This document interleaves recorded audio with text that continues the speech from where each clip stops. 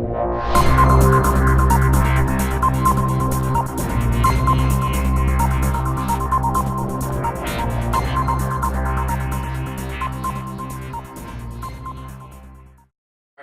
everybody and welcome to another video of Let's Talk Upper Cervical. I'm with William McDonaugh and he's here to talk about his experience with upper cervical chiropractic, and thank you so much for being here. Thank you.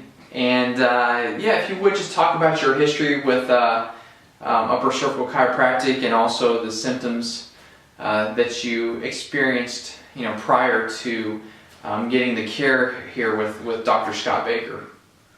Well, when I was 23, I broke my L5 vertebrae, and that's my lower back, and it gradually declined. And when I was 26, I had to have spinal fusion surgery because I had a tremendous amount of leg pain, and I had drop foot where my nerves were getting weak in my feet, and they weren't responding all the time, and sometimes my legs would go numb.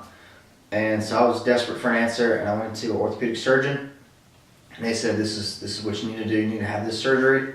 So I ended up having spinal fusion surgery, and it didn't make anything better. I had more pain actually after surgery than I did before surgery, and I didn't find out about upper cervical until 9 months after I had surgery, and I didn't think chiropractic was the answer because I thought my spine was straight, and upper cervical, that's my neck. My problem's in my lower back, so I didn't think chiropractic was the answer. But after Dr. Baker spoke with me about it, I was willing to try it. I was willing to try anything, and in the 3 months now that I've seen Dr. Baker, I've improved more than I ever have in the past year that I had surgery. And so you've been doing this for 3 months, 3 months altogether. And what significant changes have happened in your body? You told me earlier that you're now able to move your legs. Oh yeah, I used to, my life was dictated by my pain. How much pain I had and what caused my pain determined how I live my life, and I don't have that problem anymore. I'm pain-free today, and I used to never be pain-free. And I can lift my leg up. I used to never dream of doing anything like that, and I used to be a big-time athlete, so that was hard for me to deal with. He hasn't just made my body feel better. Emotionally, I'm much happier now. Any kind of amount of pain for that long period of time, when you don't think there's an answer, really can wear anybody down. And you said after you had the spinal fusion surgery that there were some digestive issues right away, and the doctors had told you that this was normal. Now a lot of people talk about them. Yeah, I started having digestive problems right after I had surgery, and I went and saw the doctor, and they said that it was unrelated to my spinal problem, and that just some people have digestive problems, and that was their answer for me.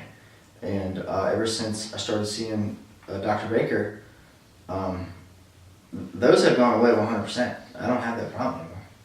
Which can be very hard to have those sort of issues, and to have to work full time, and so you're back into the routine of living a mostly normal life at this point.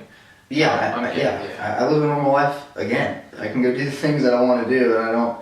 I used to just spend my whole weekend laying in bed, getting ready for the week because it was just wearing me down so bad. Now I'm going out and I'm doing things and doing stuff. People think I'm crazy, but I'm doing it because I don't feel any pain. Wow. So you've literally gotten your life back due to upper cervical. Right. Wow. Well, is there anything you'd like to say to people out there that may be in the same situation you were in a few months ago, where you were just learning about upper cervical, or you just hadn't even heard of it? Is there anything you'd like to say to people out there to sort of give them your best advice on what to do? I'd say give it a chance. Just because you don't have a neck problem or neck pain doesn't mean that upper cervical can't help you.